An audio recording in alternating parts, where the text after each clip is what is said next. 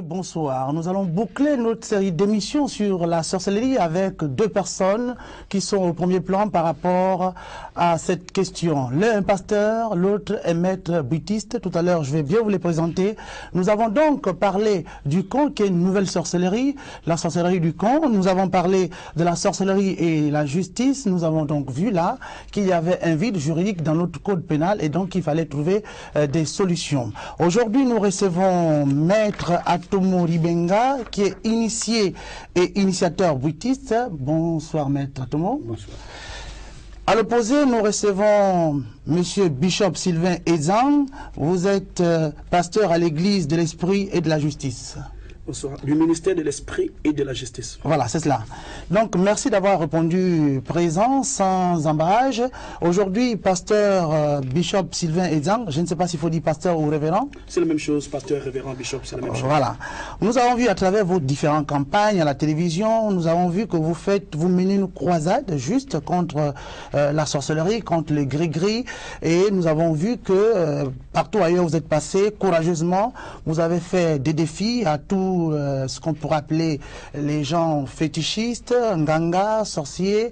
Et donc, on a vu que vous avez réussi. De par vos fidèles, les gens sont venus déposer, faire des témoignages. Peut-être nous revenir un peu sur votre action que vous avez menée, nous expliquer un peu ce que vous avez fait pour situer un peu le public. Mais ok, j'ai fait un constat. Nous avons remarqué aussi au niveau du Gabon que la population gabonaise croit beaucoup plus au fétichisme, à la sorcellerie. Ben, quand nous lisons la parole de Dieu, la Bible dit que le Fils de l'homme est apparu afin de détruire les œuvres du diable. Nous avons enregistré au sein de la communauté chrétienne ou religieuse aujourd'hui des gens qui se disent chrétiens, mais qui sont dans les pratiques occultes, dans les pratiques traditionnelles, qui sont condamnés par la parole de Dieu. C'est la raison pour laquelle je me suis senti concerné et mené une campagne contre les puissances des ténèbres et contre toutes ces pratiques qui sévissent notre société. Quand vous dites pratique, vous voyez les mbanja, vous voyez les gens qui exercent qui mènent des rituels. Quand je dis pratique, je dis bouti, je dis njobi, je dis ndjembe, je dis tout ce qui est dans nos traditions, oui, qui n'a aucun fondement biblique. D'accord. Donc, en fait, pour vous, il fallait mener donc une croisade vers ces personnes et leurs pratiques. Oui, en fait, comme je le disais tantôt, mon but n'était pas d'éradiquer toutes ces pratiques qui sont là. Mon but est de sauver les gens qui sont à l'intérieur et qui en sont victimes dans ces pratiques, que ce soit les pratiques orientales ou les pratiques traditionnelles africaines. Mon but est d'amener les gens à sortir et avoir foi en la personne de Jésus-Christ de Nazareth. Voilà. Maître Atomo Ribenga, vous êtes initiateur. Vous êtes initié et initiateur, vous avez un temple, Mbanja, vous êtes donc à cet effet bouddhiste. Voilà que vous êtes dans la ligne de mire du pasteur à partir du moment où il vient de citer. Et entre autres, il a parlé un peu de bouddhiste. Vous reconnaissez-vous dans cette peinture que peint ici, je vais dire, le pasteur Bishop? Et je ne me reconnais pas dans cette peinture, je ne me reconnais pas là-dedans. Et il faut aussi dire, ici à Midi Première, on vous a vu également adresser, comment dire, des pics, des défis. Un défi. Voilà, un défi. Je le répète ici, j'ai dit que tout pasteur ou tout prêtre ou n'importe qui se sent capable de venir démontrer ici que la tradition bouddhiste, ses enseignements et pratiques sont sataniques, qu'ils viennent me trouver. Chaîne 1, là c'est la chaîne nationale, c'est oui, pas dans les petites chaînes de télévision qui ne tournent qu'ici à Libreville. Nous sommes là devant le peuple gabonais. Je me ferai le plaisir de lui démontrer le contraire. J'encourage le frère, je le félicite parce qu'il a eu ce courage là, il est devenu. C'est pas la guerre. On s'explique sur les choses de chez nous. Nous avons notre culture. La Bible, c'est pas notre culture. Nous avons notre culture et on doit s'expliquer là-dedans. C'est tout. Et je remarque un fait que lorsque j'ai adressé l'invitation, vous m'avez dit, quelle que soit la personne, si c'est le pasteur Ezang, vous viendrez. Et également, quand j'ai adressé l'invitation au pasteur Ezang, il m'a dit, si c'est Maître Atomo qui vient, je viendrai. Donc, c'est là, nous sommes là sur le lieu de l'Agora, là où les idées se choquent et s'entrechoquent. J'entends bien les idées. Alors, Maître Atomo Ribenga parle de démonstration. Et il vous met donc au défi de démontrer en quoi ces pratiques sont fétichistes. Les pratiques bouddhistes. Oui. Bon, écoute-moi, la première chose que je vais d'abord dire, c'est que quand vous êtes venu me voir et pour venir à l'émission, il était question de la sorcellerie de façon générale. Oui. Voilà, de parler de la sorcellerie. Oui. Et dans la sorcellerie, on pouvait retrouver ces pratiques à l'intérieur. Effectivement. Bon, maintenant, si le thème actuel, c'est de parler... Non, on va revenir. Non, on va revenir sur la sorcellerie parce que effectivement, on va revenir. Là, nous sommes un peu sur le factuel. On vous invite tous les deux dans les chaînes de télévision adresser des paroles croisées, l'un contre l'autre à partir de ce que vous faisiez sur le terrain. Donc nous sommes un peu en train de retracer d'abord cela et ensuite nous allons repartir parce que ça va nous mener dans le droit fil de la définition même de la sorcellerie, qu'entend-on par la sorcellerie, et puis peut-être évoluer dans le débat. C'est pourquoi je suis là encore pour essayer un peu de vous interroger un peu sur ce que vous avez fait chacun de son côté. Ben, écoute, je vais parler de façon générale de toutes ces pratiques bouddhistes, Ndjembe et Ndjobe. Et nos parents ont adoré, étaient à la recherche d'un Dieu. Et la Bible dit dans les Actes des Apôtres, chacun est parti en tâtonnant, cherchant la vérité. Donc, dans notre culture gabonaise, des uns comme des femmes, des poumons, chacun a cherché une manière de se rapprocher de Dieu. Mais en réalité, il n'existe pas des dieux. Il existe un seul Dieu. Si le Dieu que les bouddhistes ont trouvé est le même que les ndjobistes ont trouvé, est le même que les mbiri ont trouvé, il devrait avoir un seul langage. Mais nous voyons que les bouddhistes ont leur Dieu à leur manière. Les ndjobistes ont leur Dieu à leur manière. Les autres ont leur Dieu à leur manière. À partir du moment où tout le monde s'accorde, même si on change des noms, tout le monde s'accorde qu'il y a un seul Dieu. Comment un même Dieu peut avoir des langages contradictoires? C'est la raison pour laquelle le bishop Ezandi, le bouddhiste, le ndjobiste et tout autre sont des pratiques sataniques. Si c'est des pratiques sataniques, alors la sorcellerie, quelle est la place de la sorcellerie puisque nous en venons? Avant de donner la parole à Maître Tomodi Menga, on a parlé, vous avez suivi nos précédentes émissions, on a parlé donc de sorcellerie et on a vu ce que vous avez mené comme action dans les chaînes de télévision, même à votre temple, à votre chaire. On a vu que vous dépossédez les gens de ce qu'ils ont comme allumettes, de ce qu'ils ont comme fétiches, reliques et tout ce que vous... Est-ce que pour vous la sorcellerie c'est détenir, c'est aller exercer le rituel ou être dans l'ombre du Mbanja et pratiquer tout ce qui s'y trouve comme activité? Oui, la sorcellerie a tellement plusieurs définitions. Oui. On peut donner plusieurs définitions, on peut prendre Micro-Robert, la Rousse et tout le reste. La sorcellerie est déterminée comme des pratiques occultes. Bon, maintenant quand on parle de la sorcellerie, je peux d'abord dire que la sorcellerie est un esprit.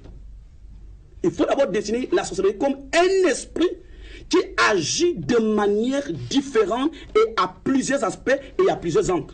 Je vous ai regardé dernièrement quand j'ai écouté les gens expliquer la sorcellerie, je me suis dit mais c'est grave. Il y a des sorciers, il y a la sorcellerie qui se présente que quand vous regardez, vous êtes convaincu que je suis en face de la sorcellerie. Mais il y a d'autres formes de sorcellerie que les gens n'ont pas encore découvert, que je suis prêt à démontrer ici sur ce plateau. D'accord. Maître Atoumou? Oui. La première question que je lui pose, mon frère, très cher frère gabonais, vous êtes bouddhiste? Vous êtes ici au Bouti? Non. Très bien, belle réponse.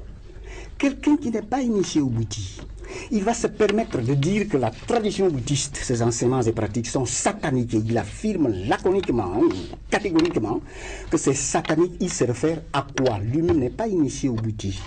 Il se réfère à quoi? Et il parle de Bible. Or, la tradition bouddhiste, et ses pratiques, ses enseignements et pratiques, on les retrouve dans la Sainte Bible, de Genèse jusqu'à l'Apocalypse. Voilà le livre, je le leur démontre. Voilà ce livre-là. Tradition biblique et tradition bouddhiste, quel rapport? Quelles sont les ressemblances, les similitudes qu'on peut trouver entre les pratiques bibliques et les pratiques bouddhistes? Quelles sont ces similitudes-là? Or, c'est là l'arbre de la connaissance du bien et du mal. Est-ce que vos prêtres et vos pasteurs, mon frère, ils vous ont présenté déjà cet arbre-là, dont on parle dans la Sainte Bible? Ils vous l'ont déjà présenté? C'est à vous de répondre. Je ne suis là pour... Vous l'avez présenté à vos fidèles? C'est lui qui pose des questions. Vous n'êtes pas journaliste. J'écoute. Moi aussi, je vous partagez votre thèse et est-ce qu'ils vous ont présenté... Oui, d'accord, il n'y a pas de problème. Ok, je vous écoute seulement. Est-ce qu'ils vous ont présenté cet arbre-là? Non. Ils ne l'ont jamais présenté. Dans la Bible, on parle du mungongo. Le mungongo, qu'on utilise chez les bouddhistes. Vous voyez ça, c'est ça qu'on appelle le mungongo. Qu'on utilise chez les bouddhistes. On en parle dans la Bible. Second livre de Samuel, chapitre 1, versets 17 et 18. C'est là qu'on parle du mungongo.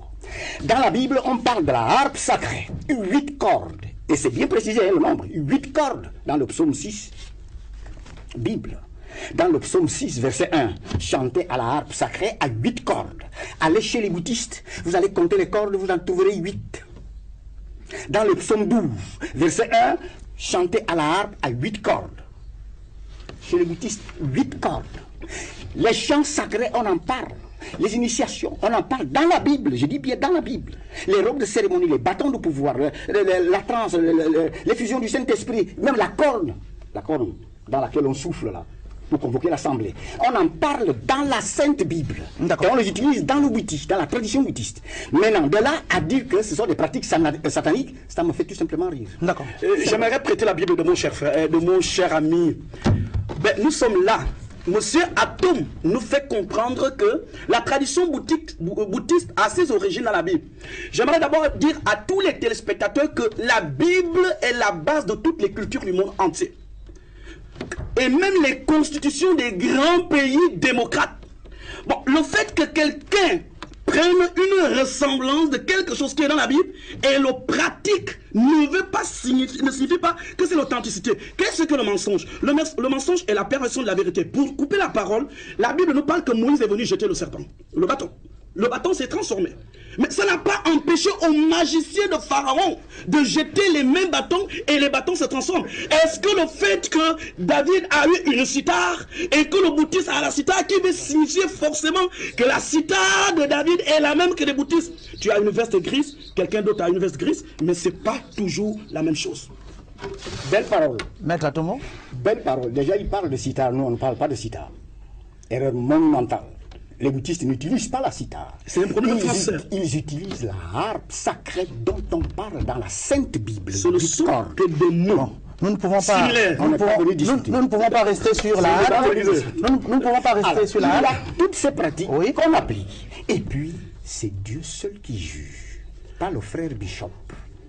C'est lui seul qui sait que là, mes enfants, vous vous êtes mal comportés. J'espère que pour... Puisqu'il ne voit pas clair. Nous sommes là pour éclairer les autres. Non, nous sommes là pour éclairer le public gabonais. Attendons, on ne discute pas. C'est un débat. C'est un débat d'idées. Non, c'est lui qui nous donne la parole. Ok, bon, nous ne jugeons pas encore. Attention. Nous n'y arrivons pas. Okay, vous jugez parce que vous dites les pratiques bouddhistes sont sataniques. Je suis là pour le démontrer. Mais vous n'avez rien démontré jusqu'à présent. Nous sommes sur le débat. C'est plutôt moi qui démontre que les pratiques bouddhistes sont bibliques. Je suis en train toujours de les citer. Ces pratiques sont bibliques. Alors, les bouddhistes sont un monde. La tradition bouddhiste elle-même, ses enseignements et pratiques sont un autre monde. Vous voyez, les bouddhistes sont des êtres humains qui ont leur mentalité, qui ont leurs faiblesses, qui ont leurs désirs, etc., etc. Ils sont initiés dans la tradition bouddhiste, ils reçoivent leurs enseignements de la tradition bouddhiste. Maintenant, dans l'application de ces enseignements, en tant qu'être humain faible et mortel, ils peuvent commettre d'immenses erreurs, comme tout le monde, dans toutes les religions, dans toutes les traditions du monde entier, dans tous les groupements humains. Il y a ces faiblesses-là. Alors là, moi je dis, les pratiques bibliques, les pratiques bouddhistes sont authentiques et divines. D'accord. Mais les bouddhistes peuvent commettre des erreurs. D'accord, d'accord. Monsieur Bishop, on parle de pratiques, vous êtes parti de la reconnaissance de ces pratiques que vous appelez sataniques. Est-ce que déjà peut-être, pour la gouverne des téléspectateurs qui nous regardent, qui sont celles juges aujourd'hui, peut-être un peu nous dire quelles sont ces pratiques et qu'est-ce que vous reprochez le plus dans ces pratiques pour la gouverne des téléspectateurs. Oui. Ensuite, nous donnerons la parole à monsieur Atom. Ok, bon, lorsque nous parlons du bouddhisme, nous avons d'abord deux choses. La connaissance et des pratiques. Vous voyez que dans le bouddhisme, on parle du serpent. J'ai écouté à maintes reprises monsieur Atom parler du serpent comme étant une haute sagesse. Et quand nous prenons la Bible nous dit dans Apocalypse chapitre 12, le serpent ancien appelé le diable. Ça, c'est pas le bishop qui le dit, c'est la Bible qui le dit. Et quand nous prenons l'histoire de Jésus, il appelle les pharisiens en leur disant race de vipères, c'est-à-dire une mauvaise race. Je suis au niveau des connaissances. Alors quand quelqu'un élève le serpent comme étant une haute sagesse, pendant que la Bible affirme que ce serpent est le diable, ce ne sera plus moi en ce moment qui dira que le bouti est du diable. C'est la Bible qui le dira. Maintenant, si nous allons dans les pratiques, la Bible déclare dans Deutéronome chapitre 18, malheur à celui qui fera danser son fils, sa fille, autour du feu, à travers le feu. Maintenant, c'est des pratiques, ces pratiques-là, faire danser toute danse initiatique qui se fait autour du feu par des incisions et par toute autre chose est purement diabolique. On ne peut pas entrer en relation avec Dieu par des pratiques comme les incisions, comme danser dans le feu. Il y a certaines choses peut-être que je vais expliquer parce que j'ai eu des bouddhistes qui ont été initiés dans le bouddhisme. Moi, je n'ai pas été initié, qui sont venus me voir, qui ont amené les choses que vous avez vues à la télévision, les arbres, les trucs qui sont venus brûler et qui m'ont expliqué des choses qu'ils ont pratiquées à l'intérieur. Mais je ne vais pas aller en état, je vais aller seulement sur ces deux principes. D'accord. Oui. Monsieur Atomo, oui. Par rapport à ce qu'il dit, le feu serait-il un élément patent de Satan? Non. Le feu, c'est un élément naturel. Est-ce que ça ne dégage pas? Est-ce que ce n'est pas un anti-langage, le feu?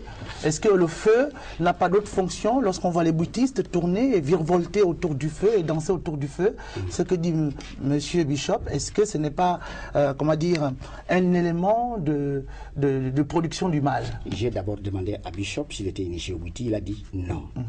Bon, maintenant, les critiques qu'il fait, il les fait sur la base de ce que les gens sont venus lui raconter.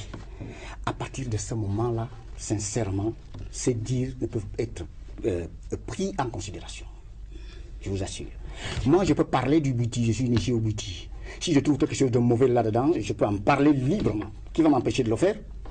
Je peux en parler librement, je peux critiquer certaines pratiques. Certaines pratiques que certains bouddhistes, en raison de leur faiblesse, veulent appliquer en disant que ce sont des pratiques bouddhistes. Moi, je leur dis c'est faux. Ce n'est pas des pratiques bouddhistes, ça. Ça, vous avez amené ça d'ailleurs. Mais alors, le feu, il y a le feu, il y a l'air, il y a l'eau et il y a la terre.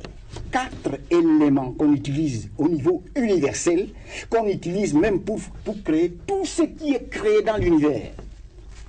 Dire que le feu c'est satanique, c'est une véritable blague. Une véritable blague. Le feu, qui aide l'homme dans tous les domaines, que ce soit le domaine matériel, physique et terrestre, que le domaine spirituel, mystique et divin. Non, ça c'est n'importe quoi. N'importe quoi.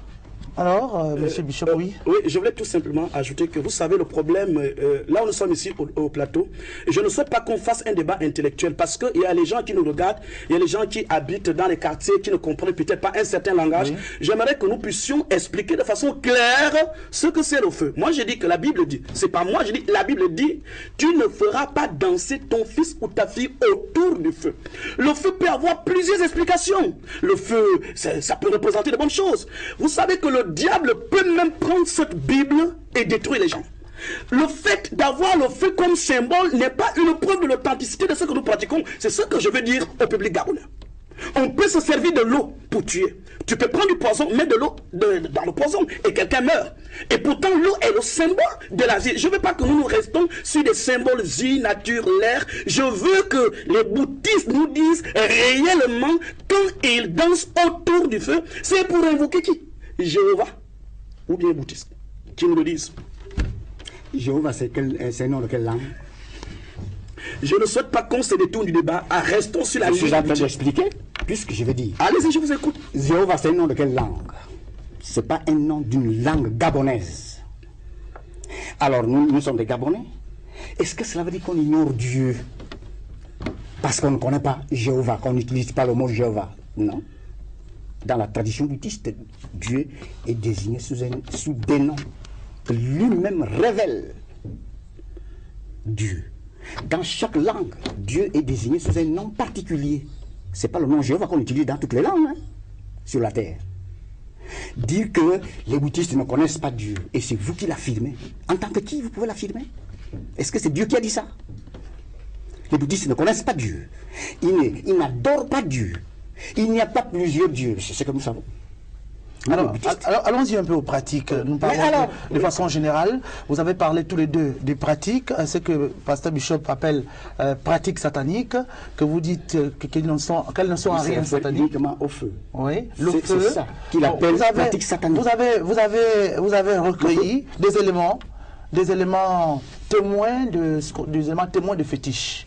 On a vu, par exemple, à la télévision, on a vu des petits paquets dans les mouchoirs rouges, on a vu beaucoup de choses, comme pour ce qui est le cas, par exemple, de la sorcellerie du con, qui a une certaine boîte avec des éléments à l'intérieur, mais qui, derrière, généralement, peuvent produire autre chose.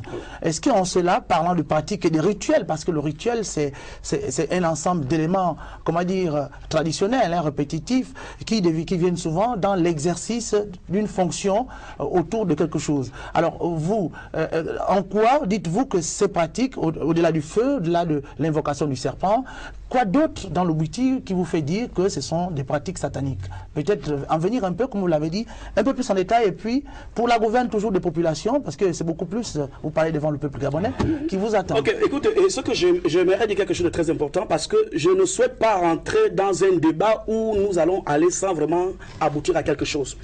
Je dis que lorsque je rencontre, ou bien quand je brûle les trucs de bouddhistes à l'église, vous allez rencontrer des gens qui vont chez les bouddhistes à qui on remet des protections et que ces protections deviennent les malheurs dans leur famille.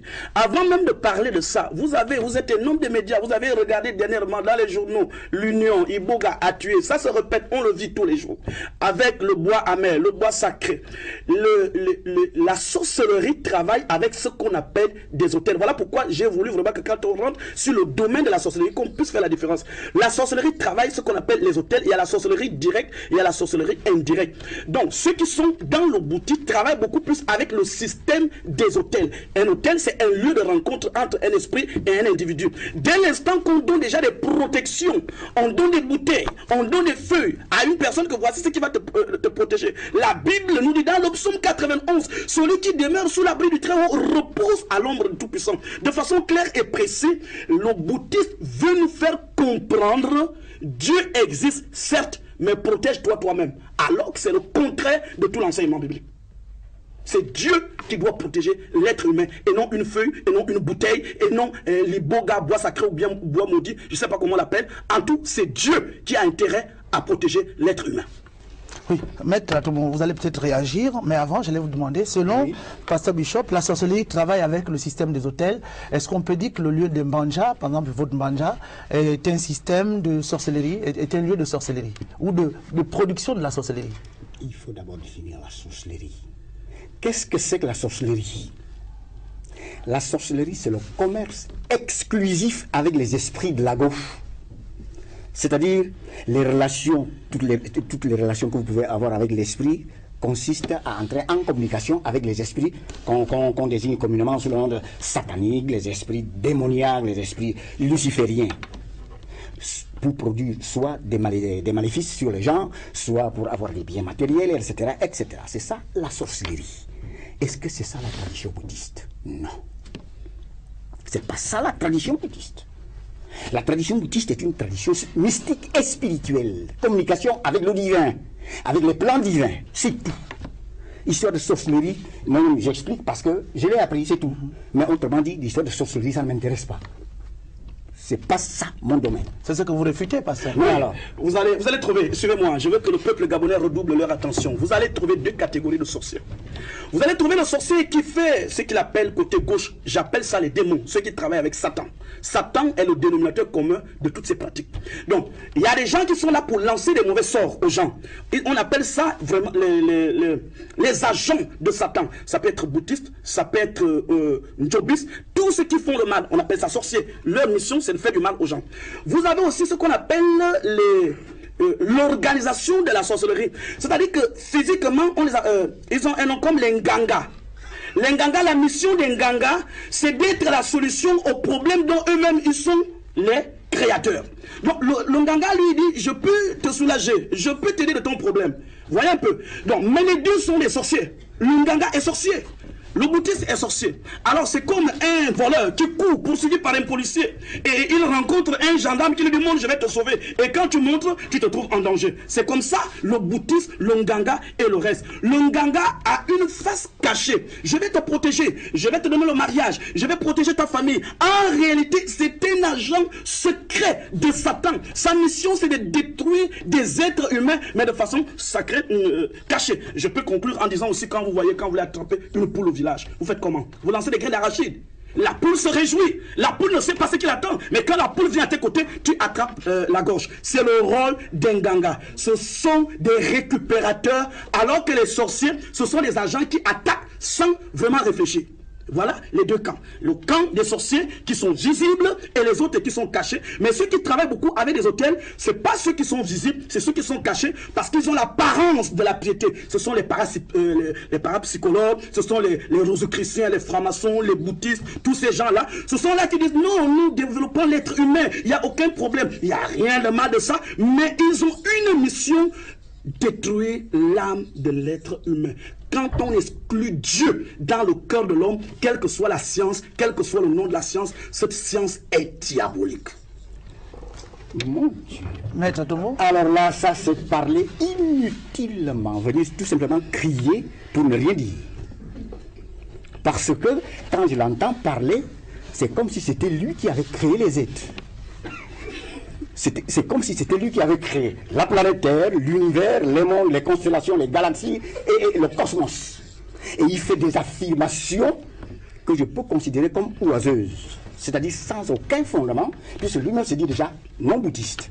Mais comment il peut savoir que les bouddhistes font ceci, les bouddhistes font cela, les ngangas et tout, alors qu'il traite avec un nganga, lui? Mais je veux qu'on... Il traite avec un nganga. Oui, peut-être d'abord. Oui, attends, je veux qu'on me démontre sur le plateau, avant de revenir, je voudrais que M. Atom me démontre ici que je traite avec un nganga. Si possible, appelez même le nganga qui soit en communication avec nous. Mais je reviens pour dire quelque chose. M. Atom, je regrette de ce que tu penses que pour maîtriser une science, il faut forcément être initié. Ce ne sera plus... Je sais que vous êtes un intellectuel, je vous respecte dans ce domaine de l'intellectualisme. Mais je ne pense pas que pour maîtriser un domaine, il faut forcément être initié. Il y a des gens qui sont là, vous êtes journaliste, d'autres personnes, vous connaissez certaines choses qui se font dans l'église de réveil ou dans l'église catholique. Vous n'êtes pas forcément dans l'église pentecôtiste, mais vous écoutez, vous analysez, vous étudiez, vous posez votre diagnostic et vous tirez votre conclusion. Vous voulez que je sois bouddhiste pour maîtriser le bouddhisme? Ça, c'est un débat à côté que je peux dire. Mais je tiens à dire que les Gabonais m'écoutent. Qui sont les gens qui placent les serpents dans le ventre des gens? Une femme qui est là, assise dans sa maison, veut un enfant. Il va aller voir qui? Un bouddhiste. Il va aller voir qui? Un marabout. Il est parti pour un problème d'enfant, il revient avec un serpent dans le ventre. Vous allez lui dire qui lui a mis le serpent dans le ventre? Pendant que le bouddhiste nous dit que le serpent, chez lui, c'est la haute sagesse. C'est des faits réels? Vous parlez de faits réels, là? Qui lui a dit cela? Je ne sais pas les faits réels. J'aurais voulu, si nous revenons sur l'émission, je suis prêt à revenir, que je vous enregistre tous les témoignages qu'on peut contester parce que c'est la télévision des Gabonais qui ont été initiés, des choses qu'ils ont subies, les choses qu'ils ont eues par des protections qu'on leur a données et comment ils ont été victimes et comment le Seigneur Jésus-Christ les a délivrés. Pour remettre la parole à mon cher monsieur Atom, je veux qu'il me démontre sur ce plateau que je traite avec un ganga. Oui, je le démontre et tout de suite. On y va. Vous êtes femme. Vrai ou faux? Mais je suis... Écoutez, vous avez parlé. Vous êtes femme. Habitant là-bas. Quand la Bible enfant, on dit un tenbangan. Qu'est-ce que ça signifie? Le livre des prophètes. Un tenbangan. Oui. Et alors, un gang c'est quoi? Un créateur, un prophète ou un sauveur. Alors pour vous, maître, monsieur Atomon... En conséquence, mais je suis en train d'expliquer. Je suis en train d'expliquer. Un créateur, un prophète ou un sauveur. Bon, maintenant, un jour, les gens viennent dire à Jésus, mais maître, va-t'en d'ici, il y a Hérode qui veut te tuer. Et l'une des rares fois où vraiment il s'est énervé et il était obligé d'insulter ce roi-là, allait dire à ce renard que je suis en train de faire des guérisons aujourd'hui, demain, après je m'en irai, car il n'est pas bon qu'un prophète périsse hors de Jérusalem. Oui. Il parlait de qui? De lui-même. Oui. Donc il se considérait comme un prophète. En conséquence, un prophète, un gang, c'est un prophète, un ganga. C'est un prophète. Jésus est prophète, donc il est nganga. Je viens de le démontrer. Et vous traitez avec lui. Ok. Voilà, il y a une différence entre vous traiter avec un Nganga et vous êtes Nganga. Nganga signifie dans la langue fang prophète. Si vous me dites que je suis Nganga, j'accepte. Mais si vous me dites que vous traitez avec un Nganga, en ce moment, je mets ça entre parenthèses. Je suis Nganga. Dans la traduction, Nganga signifie prophète. C'est comme si quelqu'un me dit je suis prophète. Mais tu as voulu faire comprendre au public gabonais qui a une autre connaissance de Nganga, le voyant du quartier, celui qui fait du mal. Je ne traite pas avec un Nganga. Le bishop est un Nganga. Le bishop n'est pas Nganga. Il traite avec un Nganga. Et qui est le Nganga? Jésus. Jésus est plus qu'un Nganga. Mais non, lui, je viens de le démontrer. Je viens de le démontrer qu'il est Nganga. Et vous traitez avec lui. Vous l'avez démontré comment? J'ai dit qu'il était Nganga, il était prophète. Bon, maintenant, moi, je vais vous démontrer. Et le prophète, c'est le Nganga. Laissez-moi. Voilà. Et vous traitez avec lui. Laissez-moi vous démontrer le prophète. Laissez-moi vous démontrer le prophète. Pas vous qui êtes le Nganga, non. Voilà. Maintenant, Jésus-Christ a dit dans sa parole, que dites-vous que je suis? Les uns disent que tu es prophète. Les autres disent. Eux, ils le disent. C'était des gens de l'extérieur qui en parlaient. Mais vous qui êtes plus près de moi, qui connaissez le secret que je vous ai déposé, que dites-vous que je suis? Alors? Est-ce qu'ils ont dit que tu es Nganga? Mais tu es le Messie, le Fils de Dieu. Alors il dit à Pierre, ce n'est pas la chair et le sang, c'est pas le bouti, le njomi qui te l'a révélé, c'est mon Père qui est dans le ciel qui te l'a révélé. Regardez. Donc la révélation du Est-ce qu'il a parlé du bouti à cette époque-là? Le maître Jésus a parlé du bouti. Mais il dit n'importe quoi, il dit n'importe quoi lui. Bon, d'accord. Il dit n'importe quoi. Non, je dis pas n'importe quoi. C'est un Nganga, je vous dis. Quand je traite boutis, c'est les hommes extérieurs. Boutis est un homme de l'extérieur. Le njobiste est un homme de l'extérieur. Le rosicrucien est un homme de l'extérieur. C'est lui qui peut traiter de Jésus de Nganga. Mais celui qui est près de Dieu, celui qui est réellement à côté du livre, qui est à tes côtés, qui est à côté de la parole, ne verra pas Jésus-Christ comme un Nganga. Il verra Jésus-Christ comme le Fils de Dieu, comme le Dieu Tout-Puissant. Mais vous qui parlez, qui êtes-vous? Vous n'êtes pas fils de Dieu. Je suis fils de Dieu parce alors, que j'ai accepté Jésus. Je ne le fais pas indépendamment parce que j'ai mangé le bois sacré. C'est pas parce que vous avez accepté Jésus, non? C'est parce que j'ai accepté Jésus-Christ que je suis fils de Dieu. Je ne le suis pas. Attendez, on ne crie pas. On ne crie pas, on ne crie pas, monsieur le bishop, on ne crie pas. On y va. On ne crie pas, ça ne sert à rien. Ça ne sert à rien. C'est comme ça que vous parlez à vos fidèles. Je ne suis pas votre fidèle. Et vous n'avez pas appuyé sur moi. Bon alors, et nous n'avons aucun pouvoir sur nous allons. Mais en conséquence. C'est pour Non, nous ne sommes pas là sur le pouvoir. Si vous voulez qu'on fasse le pouvoir, si vous voulez faire le pouvoir, on demande à M. As d'arrêter. On passe par les pouvoirs. Là, je suis prêt pour passer par les pouvoirs. Si vous voulez rester sur le débat, on reste sur le débat. C'est finalement mais je veux que. C'est vous qui amenez le pouvoir. C'est vous qui amenez. Jésus est Nganga. Il est plus qu'un Nganga. Non, mais attendez, le mot Nganga désigne d'abord, j'ai dit créateur, prophète et sauveur. C'est si on dit créateur, c'est Dieu. Dieu est supérieur à Jésus. Bon, le monde désigne pour ne pas rester sur nous allons donc traiter avec lui, donc vous traitez avec un Nganga. Je traite avec Jésus-Christ de Nazareth. Nous allons laisser Dieu, le roi des rois, le Seigneur des seigneurs. Jésus n'est pas Dieu. Jésus est Dieu, je peux le démontrer. Il est fils de Dieu. Il est Dieu. Non, fils de Dieu. Il est Dieu. C'est tout. Démontrez-le-moi. Moi, je vous démontre qu'il est Dieu. Mais fils de Dieu. Il est Dieu. Il est fils de Dieu en tant qu'homme. Il est Dieu en tant qu'esprit. Non. Et vous? Démontrez-moi le contraire. La Bible entre vous-même. Fils de Dieu. Fils de Dieu en tant que chair, en tant qu'homme. Non. En tant qu'homme. Non, c'est une unité divine. Non. C'est tout. Non. Bon alors, Jésus est fils de Dieu en tant qu'unité divine.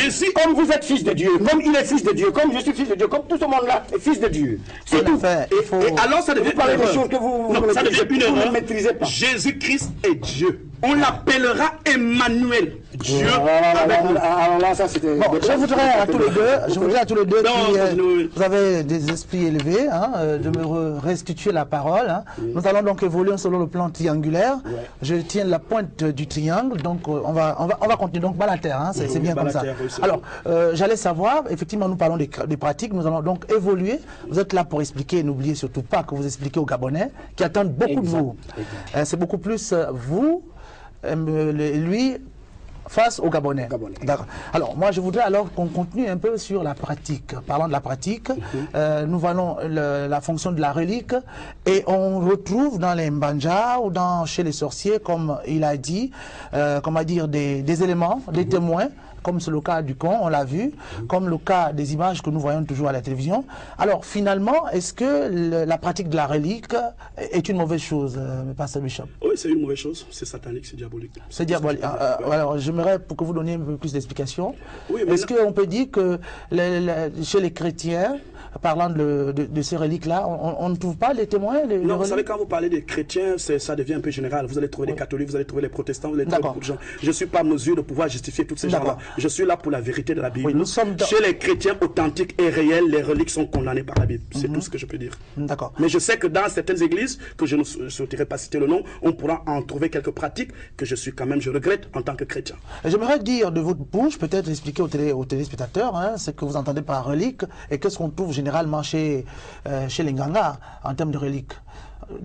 J'aimerais que vous expliquiez un peu ce qu'on entend par relique aux téléspectateurs, pour la gouverne des téléspectateurs. Et pour... Mais chez les fétiches, les reliques, on peut trouver les os humains, on peut trouver le crâne humain, on peut trouver beaucoup de choses. On peut même arriver à trouver les cheveux, des parties des corps, comme on montre certainement à la télévision. Quand quelqu'un possède dans sa maison soit une partie de son grand-père ou quelque chose de sa grand-mère qu'on a dit que ça va de génération en génération, ça s'appelle relique. On n'en trouve pas seulement dans les gens qui sont initiés, on en trouve même des gens dans les cas traditionnels, les gens qui sont dans les maisons qui ne sont ni initiés, qui ne vont pas à l'église, mais qui gardent ces choses, soi-disant que cela leur procure la sagesse et la richesse. Vous avez dit, pasteur Bishop, vous avez dit qu'un sorcier peut faire de la Bible un instrument, disons, puissant pour la production de la sorcellerie. Est-ce que finalement ces crânes, ces ossements humains, ces cheveux peuvent avoir une fonction de sorcellerie puissante? Mais oui, tu sais, le problème, le danger de la Bible, ça là, nous appelons ça les hérésies.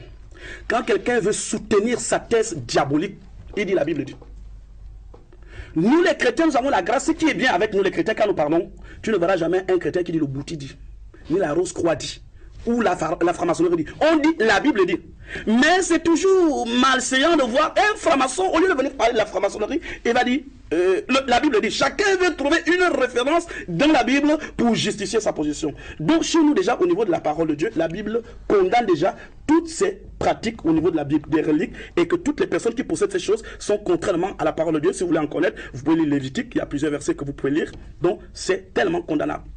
Alors, M. Atomo, quelle idée vous avez des reliques?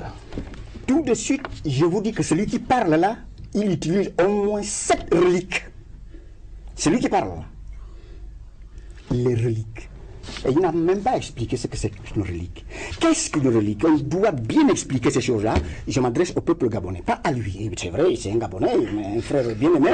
Alors, je m'adresse au peuple gabonais. Qu'est-ce qu'une relique? Une relique, c'est un reste mortel d'un être humain. Un reste mortel. Cela veut dire ce qu'un être humain, quand il meurt, laisse. Quand il meurt, ce qu'il laisse. C'est ce qu'on appelle une relique. Or, les reliques, on les classe en trois catégories. Voilà pourquoi j'ai dit qu'il utilise les reliques, mais il ne le sait pas. Il va le savoir tout à l'heure. Alors, mais oui, c'est ce que je suis en train de faire, mon cher frère. Il y a 3 catégories de reliques. Les reliques corporelles. Le crâne, les os, la chair et tout qu'on met dans la tombe. Vous voyez ça? Ça, ce sont les reliques corporelles. Première catégorie. Deuxième catégorie de reliques. Le ou les objets auxquels la personne était attachée. Tels que le chapeau, le bâton, une chaise sur laquelle il aimait particulièrement s'asseoir, une tenue particulière. On parle un peu de la tunique de Jésus, etc., des trucs de ce genre. Les objets auxquels il était attaché. Voilà les reliques de deuxième catégorie. Reliques de troisième catégorie. Maintenant, le ou les noms. Attention, il porte un nom et il utilise tous les jours une relique. Lui.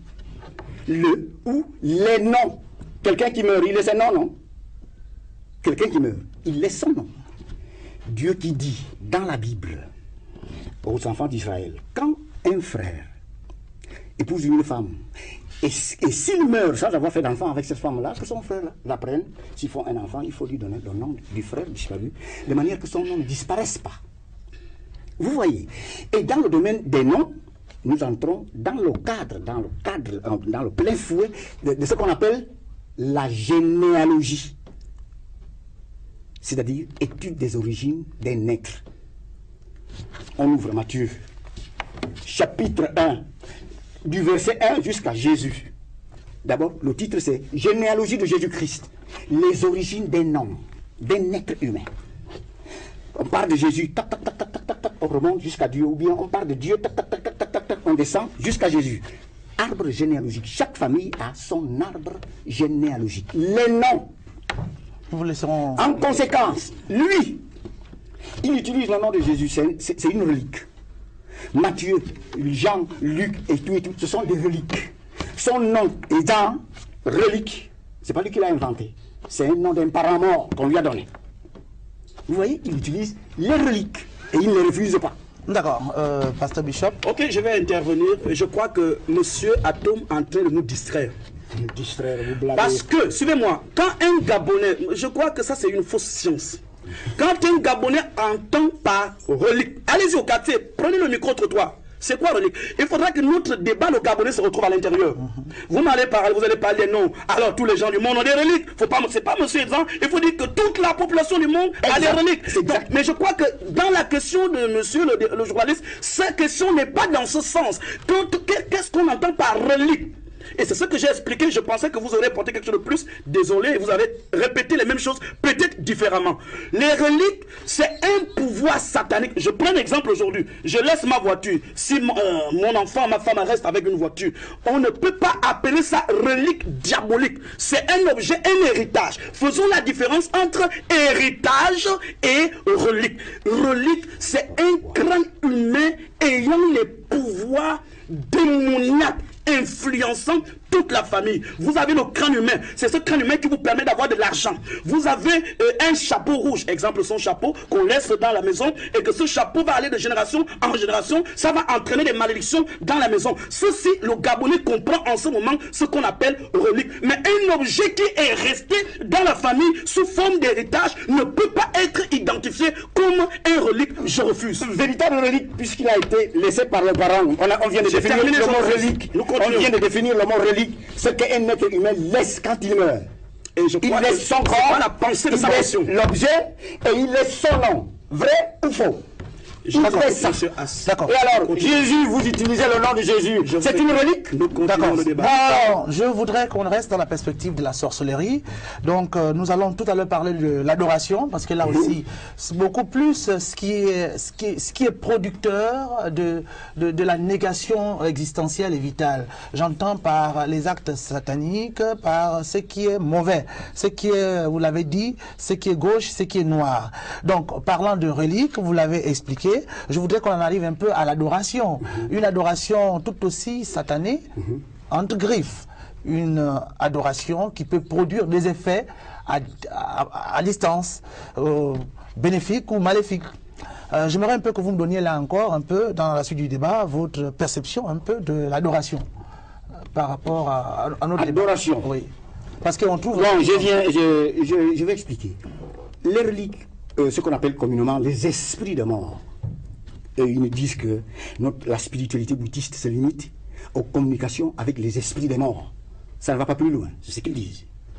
Ça nous fait tout simplement rire. Les esprits des morts, on ne les adore pas. On les honore tout simplement. Le respect. Vous voyez ça? On ne les adore pas. Qui on adore? Le verbe adorer. Adorare. Ça s'adresse à quelqu'un qu'on reconnaît comme le créateur de son corps physique et l'émanateur de son âme. Les deux réunis forment ce qu'on appelle la vie. C'est celui-là qu'on adore, donc Dieu seul. Et nous, on n'adore que Dieu, c'est tout. Mais on utilise le symbolisme que lui-même a révélé. On en parle dans la Bible, l'Arche d'Alliance. D'accord. Alors, Pasteur Bishop. Ok. Quand Jésus-Christ est venu, il a rencontré une femme qu'on appelle la femme samaritaine. Pour ceux qui font les études, les Samaritains étaient des gens qui croyaient, qui disaient qu'ils croyaient en Dieu, mais qui avaient des mélanges de dieux Baal. Alors Jésus trouve cette femme et lui dit: donne-moi à boire. Vous connaissez tous la conversation. Mais ils sont arrivés à l'adoration.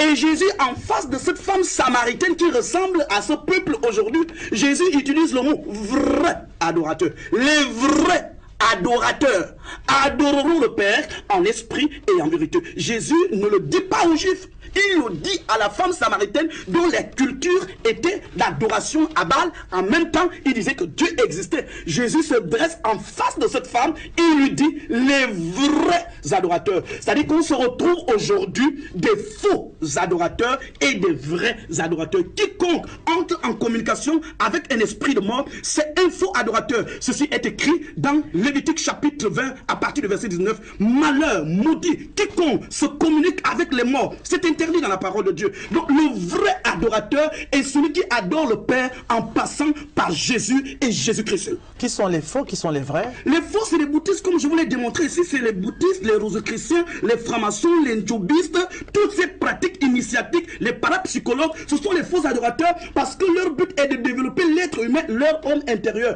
Ils disent que tu as des capacités, tu as des pouvoirs, tu n'as qu'à développer ton être intérieur. Alors que non, la réalité c'est que l'homme est pécheur, l'homme a besoin de Dieu. Il faut que Jésus entre dans ton cœur, Jésus habite dans ton cœur et c'est par Jésus-Christ que tu peux adorer Dieu. Un point, c'est tout. Il n'y a même pas de débat. Une réaction? C'est par Jésus qu'on peut adorer Dieu. Oui. Avant Jésus, on n'adorait pas Dieu. On adorait Dieu. Et quel est le Dieu qu'on adorait avant Jésus? Donnez-moi une minute, je vous explique. Ok. J'ai dit d'abord que Jésus-Christ est Dieu dans mon débat. Donc, si je dis que Jésus est Dieu, alors vous n'allez pas me parler d'après Jésus-Christ ou d'avant Jésus-Christ, parce que Dieu n'a pas avant ou après. Jésus est Dieu depuis le commencement. Ce Jésus depuis le commencement, qui était-il? Il est l'arbre de la vie, l'arbre de vie dans Genèse. Il est la table de la loi dans Exode. Il est l'arche de l'alliance, ce Jésus. Il est le chandelier, il est le bâton d'Aaron, il est le soleil de la justice, il est dans Malachie chapitre 4, les rayons qui coulent. Et ce Jésus s'est manifesté en chair. Donc ces gens adoraient Dieu à travers Jésus par la préfiguration, par l'arche. Jésus est l'arche. L'arche n'est pas dans le boutique, je vous assure, n'y croyez jamais. Le bouddhisme ne possède pas l'arche. Ils adoraient Jésus à travers les tables de l'alliance, la loi que Moïse a donnée. Donc Jésus, quand on parle de Jésus-Christ, on ne peut pas parler d'après ou avant, sauf si tu me parles du Fils de l'homme qui est né par la Vierge Marie. Là tu peux me parler d'avant et après. Mais Jésus-Christ a toujours existé depuis le commencement. Mais alors, depuis le commencement, et vous avez cité plein de noms qui n'étaient pas Jésus. Plein de noms sous lesquels on adorait Dieu. Vous avez entendu. Et alors, qu'est-ce qui vous prouve que les autres n'utilisent pas ces noms-là au lieu d'utiliser le nom Jésus-Christ? Vous avez entendu, mais vous avez utilisé plein de noms. Vous avez utilisé plein de noms. Vous avez entendu, mais vous n'avez pas compris. Comprendre quoi? Comprendre que. Quoi? Je vais reprendre ça sous une autre forme. Jésus-Christ existait sous plusieurs apparences. Il était l'arbre de vie du jardin d'Éden. Il était l'arche de Noé. Il était les 10 commandements. Il était l'arche de Moïse. C'est-à-dire il existait sous forme de préfiguration. Allez-y voir Jésus lui-même. Jésus était la sagesse de Salomon. Jésus dit, ce qui est arrivé au temps de Noé arrivera au jour de l'avènement du Fils de l'homme. Qu'est-ce qui est arrivé au temps de Noé? Le déluge. Ils ont été sauvés par l'âge. Que représente cette âge? Cette âge n'est rien d'autre que Jésus. Jésus était dans l'Ancien Testament des symboles, et quand le temps fut accompli, qu'est-ce que Jésus dit sur la croix? Tout est accompli. Qu'est-ce qui est accompli? Parce que c'est là où était le problème entre les Juifs et Jésus. Les Juifs ne comprenaient pas que Jésus soit Dieu. C'est la raison pour laquelle Jésus a été lapidé. Jésus voulait leur démontrer que j'ai toujours été avec vous sous d'autres formes. Maintenant, je me matérialise sous forme corporelle, mais j'existe. Il dit, avant qu'Abraham fût, je suis. Jean chapitre 8. À cause de ça, les Juifs qui connaissent la Torah prennent la pierre pour vouloir lancer à Jésus, parce qu'il leur dit, avant qu'Abraham fût, je suis. Donc, je suis correspond à la déclaration de Moïse. Moïse dit, qu'est-ce que je vais dire aux enfants d'Israël? L'Éternel dit, va leur dire que celui qui s'appelle je suis m'a envoyé. Et quand Jésus dit là que avant qu'Abraham fût, je suis, Jésus proclame sa divinité. Et pour les pharisiens et les scribes, c'est un blasphème total. Ils prennent les pierres pour lancer sur Jésus. Mais alors, voilà. Il dit quoi? Tu peux pas comprendre. Toutes les formes dont il parle là ont été, si Jésus a été adoré sous ces formes-là. Mais ces formes ont eu des noms. L'âge, Jésus. Oui. Ce qui est vrai. L'autre, Jésus. L'âge d'alliance, l'âge de Noé, l'arbre de vie, etc., etc. Si quelqu'un adore Jésus sous le nom d'arbre de vie, alors, il ne l'adore pas. Maintenant, je réponds à votre question. Vous me posez la question. Alors, Jésus dit quoi sur la croix? Tout est accompli. Que signifie tout est accompli? Ce n'est plus dans l'âge, ce n'est plus sur une pierre, ce n'est plus sur une cithare. Tout est accompli à ma personne. Vous n'avez plus besoin de bougies, vous n'avez plus besoin du chapeau rouge, vous n'avez plus besoin de la cithare. Maintenant, je suis venu pour sauver l'humanité. Celui qui croit en moi est sauvé. Il n'y a plus à négocier. Donc vous n'avez plus besoin de Bible. Vous n'avez plus besoin de Bible. Voilà. Nous avons voilà, vous n'avez plus besoin de Bible. Il y a une différence entre la Bible et la parole. Justement, vous n'avez plus besoin de Bible. Non, nous avons la parole qui s'est incarnée. Et la parole a été faite. Donc vous avez une adoration de symboles. Ce n'est pas une réalité. Ce ne sont pas nous allons donc clore ce débat. Vous avez remarqué que j'ai dû vous laisser avoir des points de vue croisés. Rien que vous. Alors nous allons donc passer à autre chose. Voilà. À travers le symbolisme que lui-même a révélé. Depuis Moïse, depuis avant. Maître Moïse et Aaron se prosternaient devant l'Arche d'Alliance. Nous allons donc clore ce chapitre sur l'adoration. Oui. Nous n'allons pas perdre de vue. Nous n'allons pas perdre de vue que nous sommes en train de parler là donc sous le sceau de la sorcellerie. Alors moi j'allais maintenant un peu faire une enjambée pour demander à ce niveau de débat. Vous avez été pris à partie par une campagne de croisade. Et puis aujourd'hui, vous avez réagi, vous avez juste souhaité croiser le pasteur Bishop pour pouvoir déviser. Vous êtes en train de le faire. Qu'allez-vous faire à votre niveau en tant que bouitiste, puisque nous avons vu le combat que mène le pasteur Bishop. Et vous, en tant que bouitiste, au-delà de ce débat, qu'est-ce que vous allez faire sur le terrain pour pouvoir réagir aux propos ou aux actes du pasteur Bishop, du point de vue du combat qu'il mène? Ou pas lui seulement, mais du point de vue que tous ceux de son genre mènent sur le terrain. Je ne mène pas un combat contre les frères, contre les religions, contre les sectes et contre les traditions. Comme Jésus dont il parle. Ouais. Il n'a mené aucun combat contre les autres religions quand il est venu. Il a enseigné. Il a dépossédé, on l'a vu, excusez-moi, maître, tout le monde, il a dépossédé vos initiés. Je dis vous, pas vous, directement, de ce qu'ils avaient comme allumette, comme gris-gris, comme élément de protection, en fait, comme fétiche. Suivez. Oui. Je lui ai d'abord demandé s'il était initié au Bouti. Il a dit non. En conséquence, il ne sait pas ce que c'est que le Bouti. Nous-mêmes, bouddhistes, nous ne savons pas ce que c'est que le Bouti. Ce que nous savons, c'est la tradition bouddhiste. Donc, ensemble de connaissances et de pratiques, cet ensemble qui vient d'un très lointain passé et qui se transmet de génération en génération jusqu'à nos jours. Et qui, quand on l'applique, quand on applique cet ensemble de connaissances et de pratiques, aide l'homme à entrer en communication avec Dieu. C'est tout. On ne critique pas les autres religions. Donc, je ne lutte pas, je ne livre pas cette lutte contre les autres êtres humains. Je ne lutte pas contre lui et contre sa religion. Non. Avant de lui donner la parole, je vais vous demander, qu'est-ce que ça vous fait quand vous êtes chez vous assis et vous voyez que le pasteur Bishop à la télévision dépossède vos initiés de ce que vous, pas vous, on se comprend bien, de ce que vous avez donné à vos initiés. Voilà pourquoi j'étais en train d'expliquer. Brûler une robe d'un initié ou un bâton, ou je ne sais pas quoi, ce qu'on leur donne, parce que moi je ne donne pas ces choses-là, mais bon, ce qu'on leur donne, brûler cela ne veut pas dire qu'on a brûlé le Bouti. Mon Dieu, je regrette le pauvre frère, il ne sait pas ce qu'il fait. Il ne brûle rien du tout, il brûle un papier ou bien un tissu, c'est tout, ou bien un bâton, un truc matériel, c'est ce qu'il brûle. Il ne peut pas brûler l'esprit, c'est impossible. En conséquence, ce qu'il fait n'est rien du tout. Alors, pasteur Bishop, vous brûlez rien du tout, c'est un coup d'épée dans l'eau. Allez-vous continuer à brûler ou à mettre des coups d'épée dans l'eau? Je comprends sa blessure, mais je vais expliquer aux gens. J'ai démontré que pour qu'un esprit entre dans ta maison, il a besoin d'un hôtel, un endroit où il rentre en contact avec l'individu. Donc, la tenue peut être l'hôtel par lequel l'esprit rentre chez toi. La corde peut être l'hôtel. Le bâton peut être l'hôtel. Je vous le dis et je l'affirme. Un sorcier qui donne un bâton, une robe, un chapeau, il y a un pouvoir mystique à l'intérieur. Je ne fais pas seulement parce qu'il faut bien regarder. Je ne fais pas que brûler.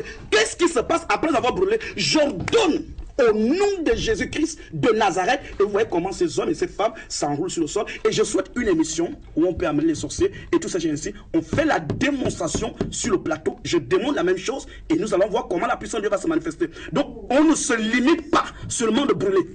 je vais jusqu'à démontrer que ce que je fais ne se limite pas sur le tissu. Je donne à cet esprit. Vous avez suivi au gymnase, à la campagne qui a eu lieu au gymnase, il y avait même plus de place au gymnase. C'est-à-dire que les Gabonais croient en ce que je prêche. Ils sont venus au gymnase écouter la parole de Dieu. Donc je continue. Pour revenir que Jésus est venu faire le combat, je ne suis pas d'accord. Parce que les gens pensent que quand on parle du combat, on exclut l'amour. Il est écrit dans le proverbe que les blessures d'un ami prouvent sa fidélité. Dire de la vérité ou bien dire que ça c'est mauvais n'exclut pas qu'on aime la personne. Jésus-Christ a dit dans Luc chapitre 4, je ne suis pas venu apporter la paix, mais je suis venu apporter l'épée. C'était pour nous communiquer l'esprit de combat. Cependant, je ne lutte pas contre un individu qui est en face de moi, mais je lutte contre les pouvoirs mystiques qui sont à l'intérieur de son corps afin qu'il soit désenvoûté. C'est ma mission, désenvoûter la population gabonaise et rencontrer Jésus-Christ. Et au moment où vous parlez, vous êtes à même d'exercer un pouvoir pour déposséder. Je dis, je souhaite que si vous voulez un débat agora sur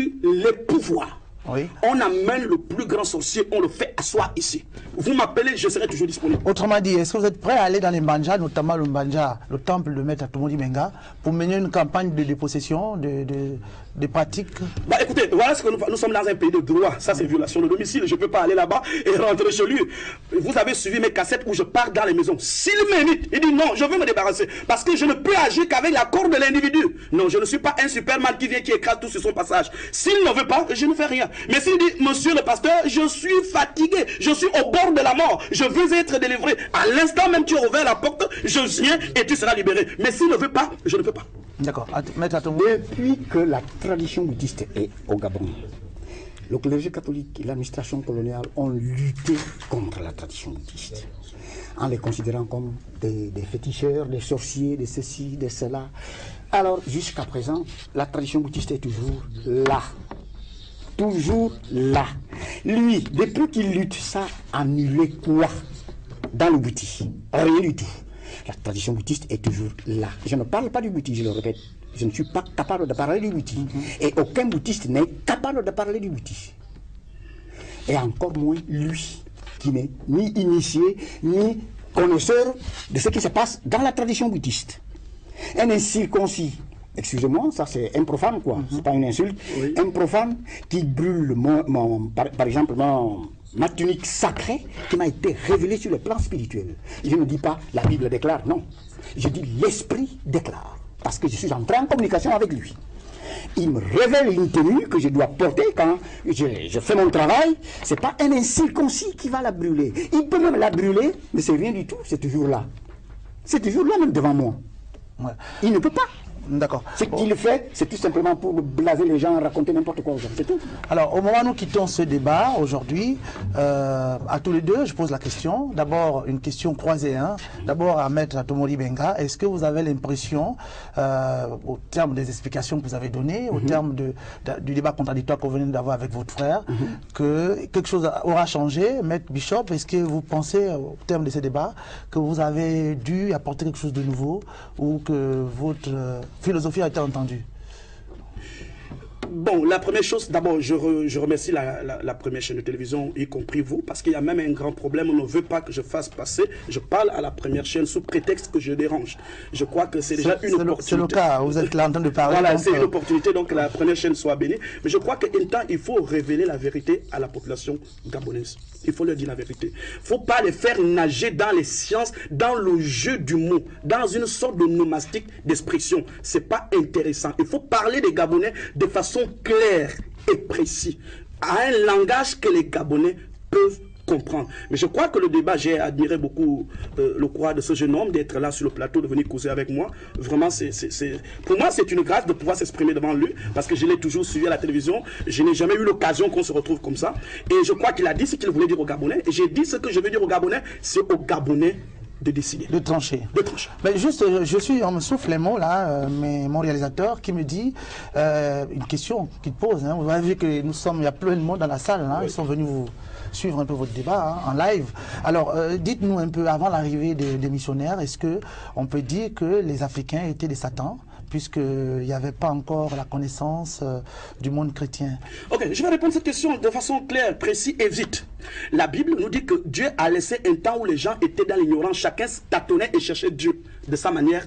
Mais la Bible dit que Dieu a inscrit dans le cœur de l'homme ce qu'on appelle la loi de la conscience. C'est-à-dire que même si tu n'es pas initié au bouti, tu n'es pas initié ailleurs, tu sais qu'il existe un être suprême. Et à travers cette loi, cet homme sera jugé. Ceux qui n'ont pas connu Jésus-Christ, vous n'avez pas dit que tous nos parents étaient initiés dans le mbiri, dans le bouti. Il y avait des uns qui étaient comme ça. Ils savaient que ça c'est mauvais, ça c'est bien. À travers cette loi de la conscience, ils seront jugés devant Dieu. Maintenant, la grâce survient et ils rencontrent Jésus. Donc, ceux qui ont été avant Jésus-Christ n'ont aucun problème. Dieu a inscrit dans la tête de tous les êtres humains sur toute la planète Terre la loi de la conscience.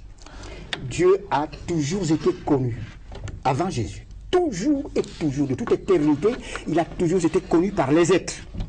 Que Jésus vienne ou qu'il ne vienne pas, Dieu sera toujours connu. Mais au terme de ce débat, qu'est-ce que vous dites? Alors, donc, lui, je voulais qu'il se présente, qu'on se présente ici, sur le plateau de télévision, devant le peuple gabonais. Je lui ai demandé de me démontrer, de me dire des pratiques sataniques, bouddhistes. Je ne vois même pas une pratique comme on l'a présentée comme étant satanique. Le feu, on tourne autour du feu et tout ça. Rien du tout. La tradition bouddhiste, les mêmes pratiques que dans la Bible. C'est plutôt les bouddhistes qui appliquent toutes les pratiques bibliques. Eux, ils ne parlent que de croyances passives, de foi, et puis c'est un pasteur qui parle, comme justement il le démontre ici, parler. Les fidèles doivent tout simplement accepter ce qu'il dit. Dans le bouddhisme, ça ne se fait pas comme ça. On ne demande pas à un bouddhiste, à un candidat à l'initiation, de croire. On ne lui demande pas d'avoir la foi. Rien du tout. On arrange les conditions, on le met dans ces conditions-là, et c'est lui-même qui fait l'expérience de communion avec le Père divin. À partir de là, il peut dire, j'ai expérimenté cela, c'est ce que je crois. Ah bon, oui, c'est toi-même qui as expérimenté. Oui, c'est pas le pasteur ou bien le nina ou quoi. Non, non. Et toujours, lui, il est initié. L'initiation, c'est quoi? Ça vient du latin initiare et initium, c'est-à-dire débuter, commencer. Quand on commence à vous révéler des connaissances que vous n'aviez pas dans un domaine déterminé, dans des activités physiques, humaines ou spirituelles, on vous initie. Parce que quand eux, ils entendent parler d'initiation, ils croient que c'est uniquement une affaire bouddhiste. Non. L'initiation concerne toutes les activités du monde. Toutes les activités. Il a été à l'école de théologie, par exemple. Quand on a commencé à lui donner des notions bibliques, on l'initiait. C'est ça l'initiation. D'accord. Bon, dans le bouddhisme, c'est le domaine spirituel. Quand on initie quelqu'un, c'est le domaine spirituel hein, qu'on lui explique, qu'on lui démontre. D'accord, très rapidement, parce que nous avons fini le débat. Ok, bon, moi je dirais que, contrairement à ce que ce jeune homme vient de dire, Jésus-Christ a dit, c'est celui qui croit qui est sauvé et non celui qui expérimente. Prenez votre Bible qui est dans votre salon, vérifiez si la doctrine de Jésus-Christ est sur l'expérience ou sur la croyance. C'est alors que vous allez choisir. Et pour terminer, Jésus-Christ a dit, mes brebis connaissent ma voix. Sur ce plateau, il y a deux voix. Il y a la voix de Dieu, il y a la voix du diable. À vous d'écouter et de choisir. La voix du diable, vous avez dit que vous êtes à même de reconnaître les sorciers. Est-ce que vous reconnaissez la sorcellerie? Voilà, j'explique maintenant. Hein, je crois que... Hein, vous avez dit que vous êtes à même de reconnaître un sorcier. Est-ce qu'on peut reconnaître la sorcellerie sur cette table? Non, je n'ai pas dit ça. Peut-être tu confonds l'émission que je suis à même de reconnaître un sorcier. Je dis, je démontre les pratiques de la sorcellerie. Non. Maintenant, non, j'ai dit par contre que quand un sorcier, s'il y a un sorcier qui est prêt pour passer dans les démonstrations de pouvoir, vous faites une émission, vous les faites placer. D'accord. On a fini l'émission. On va clore, oui, vous avez juste un mot. Voilà, ce que je voulais dire, c'est que lui, il juge. Il dit à Satan et Dieu sur cette table. Donc Dieu, c'est lui. Satan, c'est moi. Il n'y a pas de problème. Mais, bon, et il se réfère à la Bible lui interdit de juger les autres, les serviteurs. C'est une bonne conclusion. Nous allons partir donc là, avec les applaudissements de tout le monde ici. Nous allons donc partir sur cette... Jésus-Christ est Seigneur, vraiment Seigneur, pour l'éternité. Aïe, aïe, aïe, aïe, aïe, aïe, aïe. De s'abonner. Malgré TV près de vous, avec vous, pour vous, ou Dieu avec Dieu pour Dieu. La promotion de toute œuvre spirituelle, l'œuvre chrétienne, c'est nous.